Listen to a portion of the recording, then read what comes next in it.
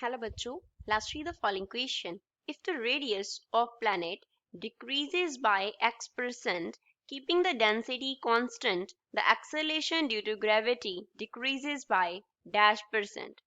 Question में बोला है कि रेडियस जो है प्लैनेट का वो x% डिक्रीज कर गया, डेंसिटी को कांस्टेंट रखते हुए हमें क्या निकालना है कि एक्सेलेरेशन ड्यू टू ग्रेविटी में कितना डिक्रीज आएगा वो हमें फाइंड आउट करना है. So first of all we will talk about the key concept used in the question. इस क्वेश्चन में क्या की कॉन्सेप्ट यूज हो रहा है, तो यहाँ पे हमें क्या लिखना होगा. We have to first of all write the acceleration due to gravity in terms of density and radius of planet.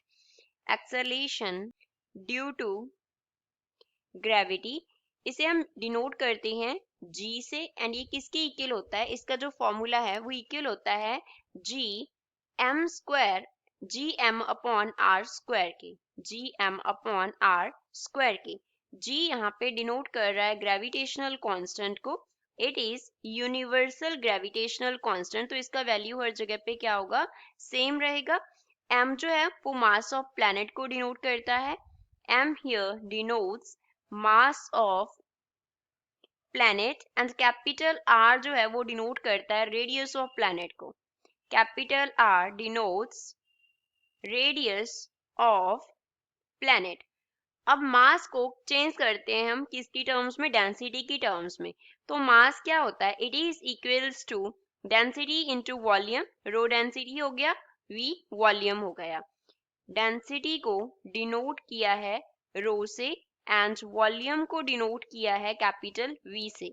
अब एक प्लैनेट के लिए जो वॉल्यूम है, प्लैनेट को अगर स्फीयर की तरह हम कंसिडर करें तो उसका वैल्यू वॉल्यूम का होगा 4/3 पाई आर क्यूब. रेडियस का क्या हो गया, क्यूब हो गया.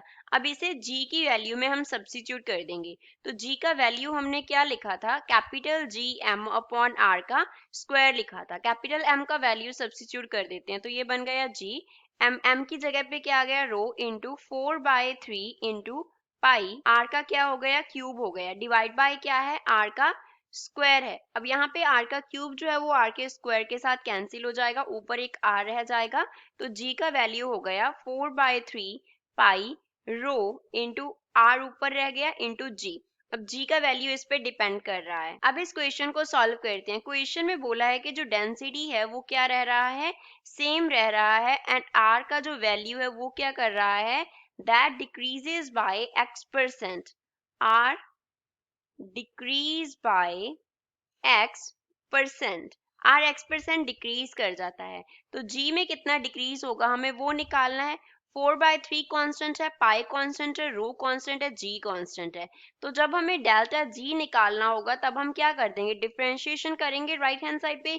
मींस डेल्टा g में जो वेरिएशन होगा that will be due to variation in r. जितना r में वेरिएशन होगा उतना g में वेरिएशन हो जाएगा. तो अगर r x% डिक्रीज हो रहा है तो एक्सेलेरेशन ड्यू टू ग्रेविटी क्या कर जाएगा, डिक्रीज कर जाएगा, डिक्रीज बाय x%. तो एक्सेलेरेशन ड्यू टू ग्रेविटी कितना डिक्रीज करेगा, it will decrease by x%. तो इस क्वेश्चन का आंसर क्या होगा हमारे पास, x. So x is the final answer for the given question. I hope you understood well. Thanks.